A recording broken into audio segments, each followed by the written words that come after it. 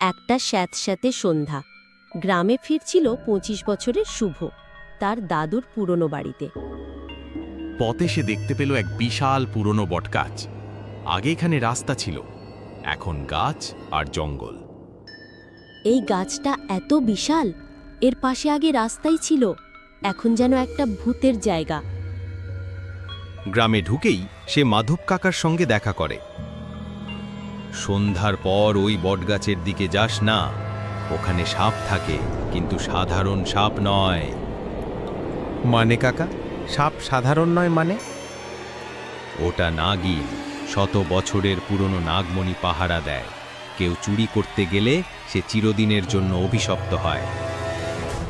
সেই রাতেই শুভ হাঁটতে হাঁটতে গাছের কাছে যায়। সে দেখে মাটির নিচে কিছু একটা ঝলমল করছে।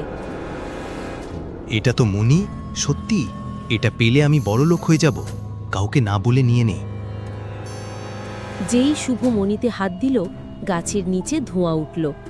তার মধ্যে থেকে বেরিয়ে এলো আধা নারী আধা সাপ, এক ভয়ঙ্কর নাগিনী।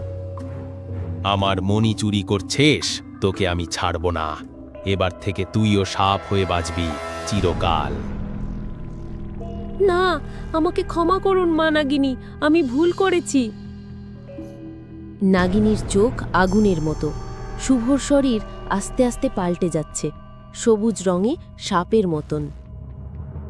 তার শরীর থেকে ত্বক খুলে পড়তে লাগল, জিভ বেরিয়ে এলো, চোখ জ্বলে উঠল।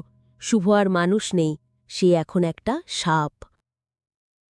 সেই রাতের পর শুভকে কেউ আর খুঁজে পায়নি। লোকেরা বলে ওই গাছের নিচে এক বিশাল সবুজ সাপ বসে থাকে, তার চোখে আগুন। মণি রক্ষা পাচ্ছে, অভিশাপ এখনো জেগে আছে। হয়তো তুমি পরবর্তী শিকার।